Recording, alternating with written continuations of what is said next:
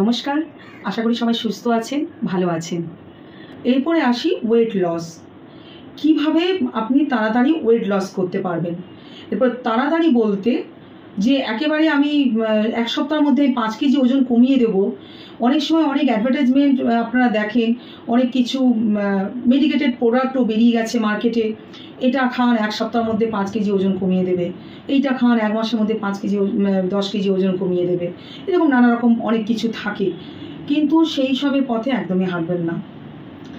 Normally healthy ওয়েতে আপনার weekly 500 থেকে 1 কেজি ওজন আপনি কমাতে পারেন, কিছু ডায়েট এক্সারসাইজ সব কিছু মেনটেন করে। তাহলে মনে রাখবেন আপনি হেলদি ওয়েতে আপনার ওয়েট লস হচ্ছে, এবং এটার জন্য আপনার কোনো রকম ফিজিক্যালি আপনার নর্মাল লাইফ কোনো রকম ডিস্টার্ব হবে না, কোনো রকম ডিজিজ কন্ডিশন অ্যারাইজ করবে না। আপনি ওয়েট কমাতে চান, তার জন্য সবচেয়ে প্রথম আপনার ওয়েট গেইন কেন হয়েছে সেটা আগে আপনাকে আইডেন্টিফাই করে নেওয়া খুব প্রয়োজন। আপনার ওভারঅল আপনার কোনো ডিজিজ কন্ডিশন আছে কি না সেটা আগে জেনে নেওয়া দরকার। তাই ফিজিক্যাল একটা চেক আপ করে তারপরে আপনার প্রসেসে যেতে হবে। বেশ কিছু ডিজিজ কন্ডিশন যেমন হাইপোথাইরয়েডিজম, মনে রাখবেন থাইরয়েড হরমোনের সিক্রেশন বেড়ে যায়, সেখানে হাইপার থাইরয়েডিজম, তখন ওয়েট কমে যায়, শরীরে রোগা হয়ে যায়। আর যাদের থাইরয়েড হরমোন সিক্রেশন কমে যায় মানে হাইপোথাইরয়েডিজম, তাদের ক্ষেত্রে ওয়েট গেইন হয়। কুসিং সিনড্রোম, এটা একটা হাই কোর্টিসল লেভেল এখানে ইনক্রিজ করে। এই কুসিং সিনড্রোমও যদি আপনার হয়, কোনো এইরকম ডিজিজ হয়ে থাকে, সেখানেও আপনার ওয়েট গেইন হতে পারে। প্র্যাডার ওয়েট সিনড্রোম, এরকম যদি কোনো ডিজিজ হয়, এটা জেনারেলি একটা genetic disorder, genetic disease condition.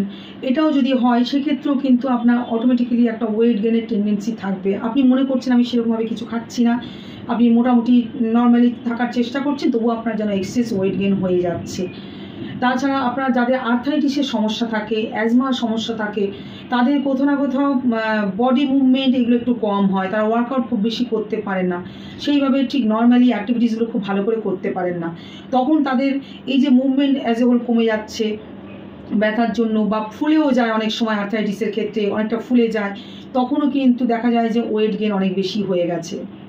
বেশ কিছু ক্যান্সারাস কন্ডিশন যেমন breast cancer, prostate cancer, ovarian cancer, এরকম ধরনের ক্যান্সারের কিছু ট্রিটমেন্টের জন্য কিছু হরমোনাল ট্রিটমেন্ট করা হয়, এবং সেই হরমোনাল ট্রিটমেন্টের সাইড এফেক্ট হিসেবেও কিন্তু অনেক সময় ওয়েট গেইন হয়ে যায়।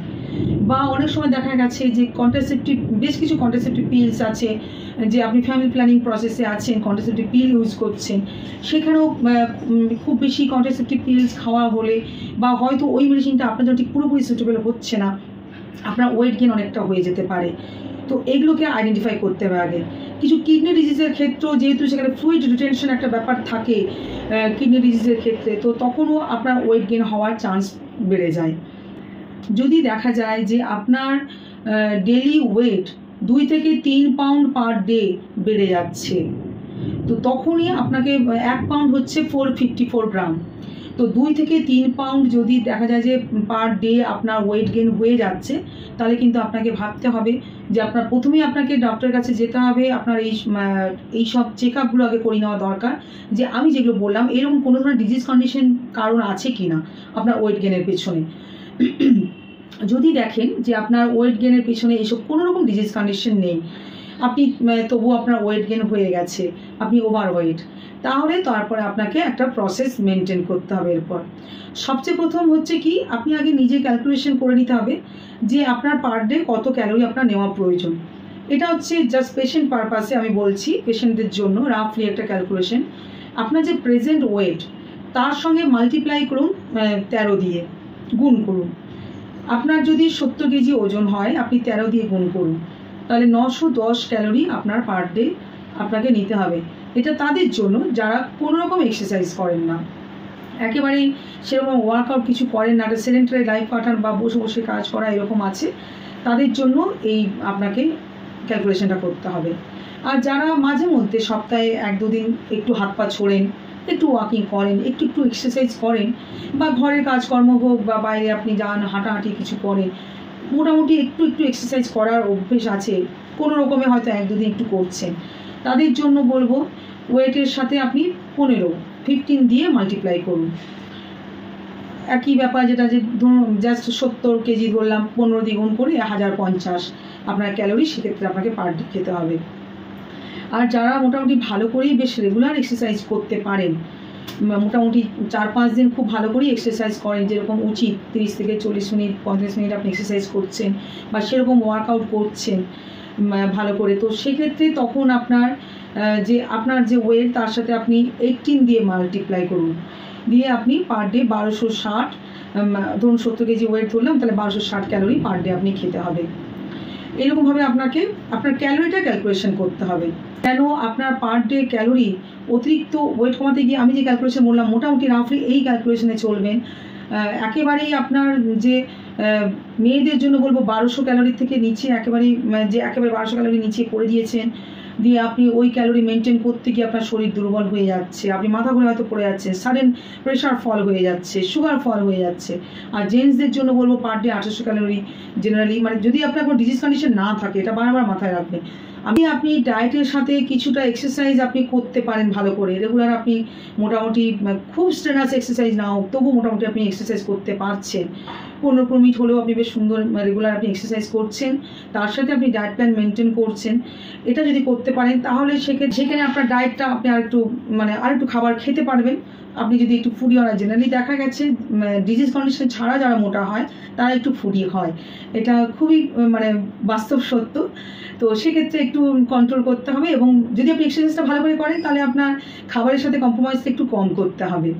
আপনার যদি সেইভাবে রেগুলার এক্সারসাইজ করা, হাত পা ছুড়ে এক্সারসাইজ করতে পছন্দ নয়, জগিং করতে পছন্দ নয়, আপনার ভালো লাগে না, কোথাও না কোথাও একটা অপছন্দের জায়গা, আপনি পছন্দই করেন না, কিন্তু এদিকে আপনি ওয়েটটা কন্ট্রোল করতে চাইছেন, ওয়েটটা কমাতে চাইছেন, সেক্ষেত্রে আমি আপনাদের বলবো যে কিছু কার্ডিও ডান্স ক্লাসে আপনি জয়েন করতে পারেন। এখন এগুলো খুব চলছে, তো সেক্ষেত্রে মিউজিকের সাথে এই যে বিভিন্ন ডান্স তো এইগুলো আপনি যদি করেন তাহলে সেক্ষেত্রে আপনার এন্টারটেনও হবে, অথচ আপনার এক্সারসাইজও হয়ে যাচ্ছে। সুইমিং ক্লাস আপনি জয়েন করতে পারেন, সেখানে আপনি কোথাও একটা যাবেন, আপনি সেখানে সবার সঙ্গে দেখা হবে, একটা এন্টারটেন হবে, প্লাস আপনি সুইমিং করবেন, নতুন জিনিস শেখা হবে। তো এইভাবে আপনি আপনার এক্সারসাইজটাকে আপনাকে করতেই হবে, কিন্তু তো যেভাবে হোক আপনাকে একটা ওয়ার্কআউট আপনার বডিতে করতে হবে। এইভাবে আপনি করলেন, 1 সপ্তাহ আপনি মেনটেন করার পর আবার আপনি ক্যালকুলেশন করে দেখবেন আপনার কতটা ওয়েট হলো, কি হলো, এবং আপনি যখন এক্সারসাইজ শুরু করেছেন, ডায়েটও শুরু করেছেন, তখন আপনাকে আবার একবার ক্যালকুলেশন করে দেখে নিতে হবে যে এখন আপনার পার ডে কেমন ক্যালোরি প্রয়োজন। কারণ আপনি উইদাউট এক্সারসাইজে একরকম ক্যালকুলেশন আছে, হালকা এক্সারসাইজে একরকম, রেগুলার এক্সারসাইজে একরকম। তাই আপনি কোন প্রসেসটা মেনটেন করছেন সেটার উপর ডিপেন্ড করে আপনার উইকলি আবার আপনার ক্যালোরি কিন্তু চেঞ্জ হবে। সেই জন্যই বলা হয় যদি আপনি পারফেক্টলি ডায়েট প্ল্যান আপনার মেনটেন করা দরকার হয়, তাই স্পেশালিস্টের কাছে যাওয়াটাই বেটার অপশন। তারা আপনাকে ভালো করে ক্যালকুলেশন করে আবার আপনার চেঞ্জেস এনে দেবে আপনার ডায়েট প্ল্যানে। এইভাবে আপনাকে চলতে হবে। এবং আপনার ডায়েটের সাথে যেহেতু ওয়েটের একদম পুরোপুরি কোরিলেটেড, তাই আপনার ডায়েটটা আপনার কীভাবে হওয়া উচিত, আপনার ফ্লুইড ইনটেক বাড়াতে হবে, রিফাইন্ড কার্বোহাইড্রেট টোটালি বন্ধ করে হেলদি কার্বোহাইড্রেট নেবেন, কিন্তু কার্বোহাইড্রেট রিচ ফুডকে আপনার কমাতে হবে। হোল গ্রেন আপনি সিরিয়ালসগুলো খাবেন, আপনার ডায়েট প্ল্যান ইনক্লুড করবেন, ফাইবার রিচ ফুড বেশি করে খাবেন, প্ল্যান্ট বেসড ফুড বেশি করে ইনক্রিজ করুন আপনার ডায়েট প্ল্যানে, যেখানে আপনার প্রচুর পরিমাণে শাক সবজি থাকবে আপনার ডায়েট প্ল্যানে, ফল থাকবে বেশি করে, সব কিছু সিজনাল জিনিস আপনার বেশি করে থাকবে। আপনার যারা ফুডি হন তাদের একটা খিদের চাহিদা থাকবে, তো এরপরে আপনি ভাত রুটির পরিমাণটা কমিয়ে বেশি করে সবজি, ফল, স্যালাড, দই, ঘরে পাতার টক দই, এরকমভাবে আপনার ডায়েট প্ল্যানে ইনক্লুড করুন বেশি করে। মেডিটেরিয়ান ডায়েটও আপনি ফলো করতে পারেন, যেখানে আপনার প্রচুর পরিমাণে ফল সবজি থাকবে, হেলদি প্রোটিন থাকবে, খুব বেশি ফ্যাট রিচ সেরকম খাবার থাকবে না, ওখানে প্রোটিন রিচ খাবার থাকবে। ভেজিটেরিয়ানরা আপনার বেশি করে ডাল প্রোডাক্ট আপনার প্রোটিন রিচ করার জন্য ডাল প্রোডাক্ট আপনার বেশি করে ইনক্রিজ করুন আপনার ডায়েট প্ল্যানে। এবং ফ্যাট আপনার নিতে হবে, ফ্যাট একেবারে বন্ধ করা যাবে না, কিন্তু ফ্যাটটা নিতে হবে, হেলদি ফ্যাট অপশন আপনার ডায়েট প্ল্যানে রাখতে হবে। Dairy product, full cream, milk, এগুলোকে আপনার অ্যাভয়েড করতে হবে।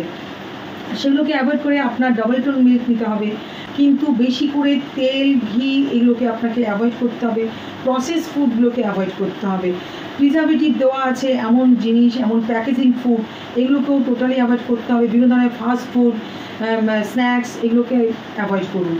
রেড মিটকে অ্যাভয়েড করবেন, সেখানে আপনি রেগুলার আপনার ডায়েট প্ল্যানে ফিশ, চিকেন রাখুন। ফিশের সাইজ, মাছের সাইজ সবসময় মিডিয়াম সাইজ রাখবেন, ছোট থেকে মিডিয়াম। বড় সাইজ একেবারে যেগুলো পাকা মাছ আমরা বলি 1 কেজি 2 কেজি এরকম ওজনের মাছ আপনি নেবেন না, তাতে অনেক বেশি ফ্যাটটা থাকে। তার থেকে বেটার অপশন 500-700 ওজনের মধ্যে, মানে ছোট থেকে একদম ছোটো মাছ থেকে 500 থেকে 700 ওজনের নিচে মাছের সাইজ আপনার ডায়েট প্ল্যানে রাখুন। এইভাবে আপনাকে মাছ মাংস আপনার ডায়েট প্ল্যানে রাখবেন। যারা ননভেজ খান না তারা আপনি মানে পনির রাখুন, সয়াবিন রাখুন, ডাল ইনক্রিজ করুন আপনার ডায়েট প্ল্যানে। আপনি dash diet, that is DASH, এই ডায়েটও আপনি ফলো করতে পারেন। That means dietary approaches to stop hypertension. মানে হয়তো আপনার হাইপারটেনশন নেই, কিন্তু অনেক দিন ধরে ওবেসিটিতে থাকলে আপনার ডায়াবেটিস মেলাইটাস বা হাইপারটেনশন এরকম আপনি আক্রান্ত হতে পারেন। যাতে সেটা আক্রান্ত না হন সেই জন্য আপনার ডায়েট প্ল্যানে low fat, low carbohydrate, high protein এইরকম ধরনের খাবার রাখতে হবে, এবং লো সল্ট, লো সুগারও আপনার ডায়েট প্ল্যান মেনটেন করতে হবে। এখানে এক্সট্রা সল্ট দেবেন না, সুগার একেবারেই স্কিপ করুন। যতটুকু মিষ্টি প্রয়োজন সেটা হেলদি সুইট অপশন আপনি ইউজ করবেন। আদারওয়াইজ ওভারঅল আপনি সুইটটা, মিষ্টি জিনিসও আপনার ডায়েট প্ল্যান থেকে বাদ দেবেন। আমাদের ইন্ডিয়ান কিছু ফুড যেগুলো এমন হচ্ছে ডালিয়া। ডালিয়া হচ্ছে হোল হুইটকে জাস্ট ক্রাস্ট করে, সেটাই ডালিয়া। তো ডালিয়াকে এখন বিভিন্নভাবে আপনি প্রিপারেশন করে আপনার মানে একদম অনুপ্রেরণা হলো না, আপনি বিভিন্নভাবে চেঞ্জ করে ডালিয়া আপনার ডায়েট প্ল্যানে রাখতে পারেন। রুটি ভাতকে একটু কম করে একটু ডালিয়া খেলেন।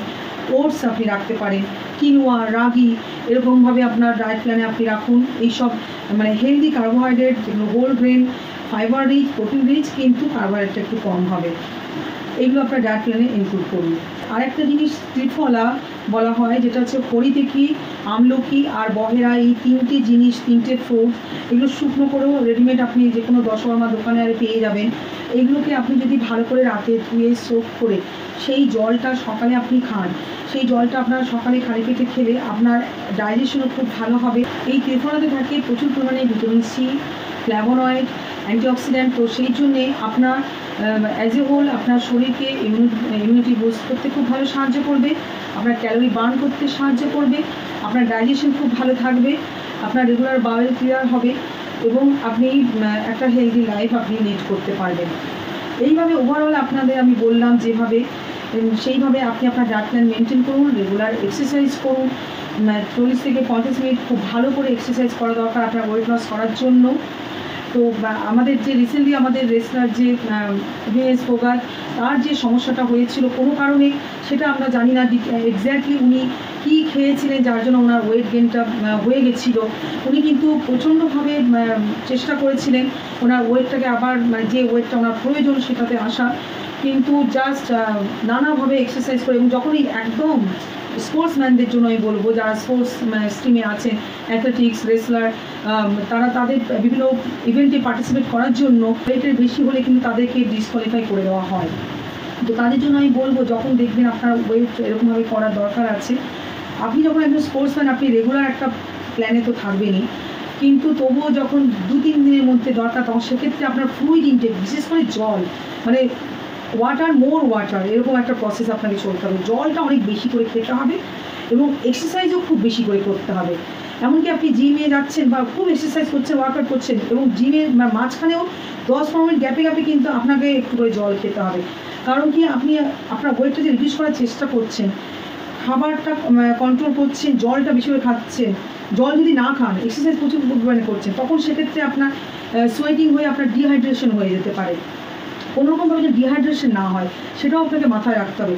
ডিহাইড্রেশন হয়ে গেলে দেখা গেল কি, আপনি হয়তো মানে ওয়েটটা আপনি হয়তো কমিয়ে ফেললেন, ডায়েট মেনটেন করে, এক্সারসাইজ করে, ভালো করে সব কিছু করে আপনি ওয়েটটা কমিয়ে ফেললেন, কিন্তু আপনার যখন অ্যাক্টিভিটিসের সময় হঠাৎ করে দেখা গেলো আপনার ডিহাইড্রেশন হয়ে আপনার মাথা ঝিমঝিম করে উঠলো, হঠাৎ করে মাথা ঘুরিয়ে গেল, কোনোরকম একটা নামনেস কাজ করলো, একটা অসহায়তা কাজ করলো শরীরে, তখন আপনি আপনার যে অ্যাক্টিভিটিসটা ঠিকমতো করতে পারলেন না, আপনার পারফরমেন্স আপনি ভালো করে দিতে পারলেন না। তাই ফ্লুইড ইনটেকটা কিন্তু খুব ভালো করে বজায় রাখতে হবে।